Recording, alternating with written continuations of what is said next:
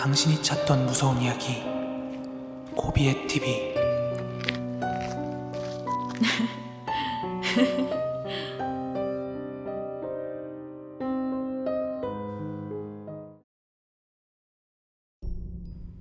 (2023년 5월 16일) 고비의 TV 공포라디오입니다. 저는 고등학교를 졸업하자마자 미용실로 취업을 했습니다.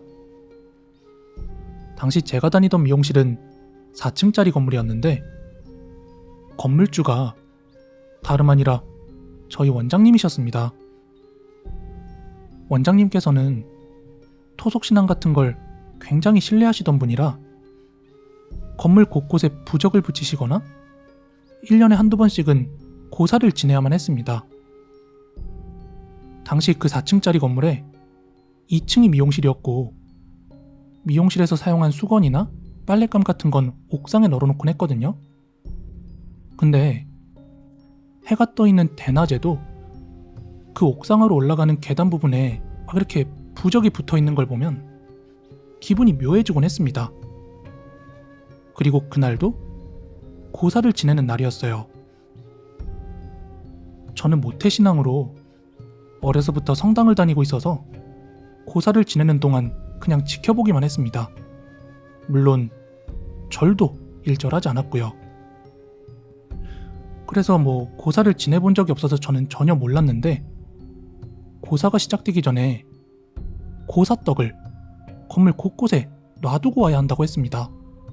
그래서 직원들 각각이 이곳저곳을 정해서 떡들을 놓고 오기로 했어요. 막내인 제가 맡은 곳은 옥상 바로 아래인 3층이었는데요. 대낮에도 굉장히 어둡고 음산하니 별로 막 가고 싶지 않은 곳이었는데 저는 무서웠음에도 불구하고 빛의 속도로 떡을 놓고 그대로 뛰어내려왔습니다. 그런데 고사가 끝나고 나자 각자 떡을 놓고 온 곳에 다시 가서 그 떡을 다 가져오라는 겁니다.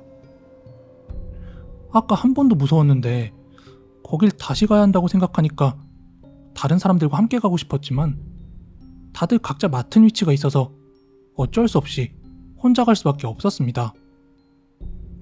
그렇게 한 계단 한 계단 3층을 향해서 올라가고 있는데 3층에 올라선 저는 그대로 얼어붙고 말았습니다. 도저히 떡을 가져올 수가 없는 광경이었어요. 제가 본 그 광경은 떡 주위에 형체가 분명하진 않았지만 분명히 사람의 형태인데 우글우글 모여있는 사람들이 머리를 맞대고 걸신 들린 듯이 막 떡을 주워 먹고 있었기 때문입니다. 근데 제가 내려가야 모든 절차가 끝나고 집에 갈 수 있었기 때문에 떡을 집으려고 몇 번을 시도하다가 그것들이 조금 잠잠해졌을 때 빼앗듯이 들고서 도망 내려왔습니다. 나중에서야 들은 얘긴데 예전에 그 건물을 지을 때 지하층까지 파놓은 곳에 술 취해서 지나가던 사람이 빠져 죽은 적이 있다고 합니다.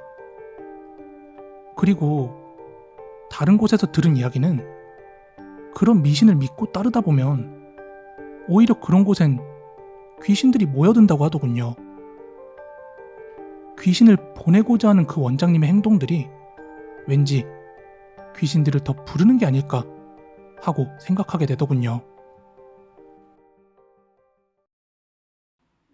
이건 고등학교 때 친구가 직접 겪은 실화입니다.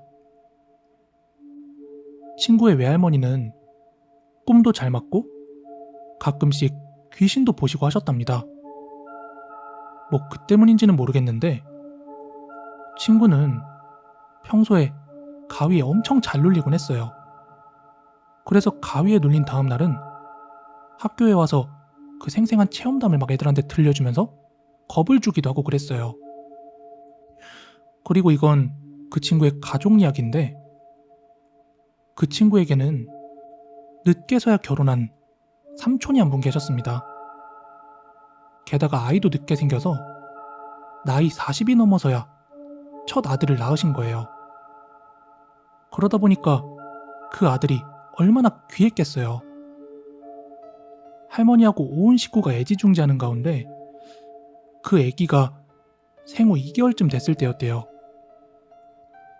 갑자기 잘 놀던 아기가 막 숨이 넘어갈 정도로 울어대는데 어떻게 해도 달래지지가 않았다고 합니다. 거의 막 애가 경기하듯이 막 피부가 파래질 정도로 악을 쓰고 울어대는데 그때 외출 나갔다 돌아오던 외할머니께서 깜짝 놀래가지고는 아기가 있는 방으로 뛰어들어오시더니 전현이 감히? 막 이러면서 아기 머리맡을 가리키면서 손가락질을 하시더래요. 내 인연 썩 꺼지지 못해? 어머마, 빨리 애비한테 전화해봐라. 그리곤 전화를 건네받으신 할머니께선 다짜고짜 막 윽박을 지르시더래요. 에이, 이 정신 나간 놈아, 너 오늘 상갓집 갔었지? 전화를 받은 외삼촌은 영문도 모르고 날벼락을 맞고서는 이렇게 말씀하시더래요. 실은 회사 동료 여동생이 갑자기 사고로 죽어서 거기에 문상을 다녀왔다고 하더래요. 그러자 할머니가 쌩 난리를 치면서 너 때문에 여기 상문살 붙어서 그 귀신이 애기 머리맡에서 애를 노리고 있다고 그렇게 막 호통을 쳤대요. 그리고 마지막으로 외삼촌에게 너 따로 연락하기 전에는 절대 집에 들어오지 마라 이렇게 말씀하셨다고 합니다. 그리고는 아기의 머리맡에 앉으셔서 성경책 하나를 계속해서 읽어내려 가셨대요. 할머니 말씀으로는 머리를 산발한 여자가 가부좌 상태로 아기 머리맡에 둥둥 떠서 째려다보고 있었대요.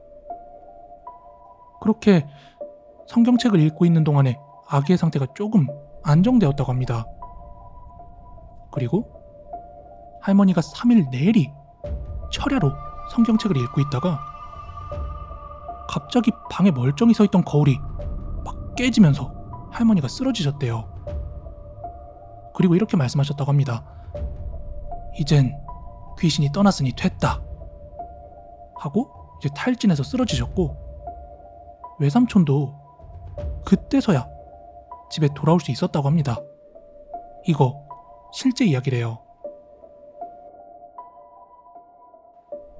오늘 준비한 무서운 이야기는 여기까지고요. 가시기 전에 좋아요, 구독하기 꼭 좀 한 번씩 부탁드리겠습니다.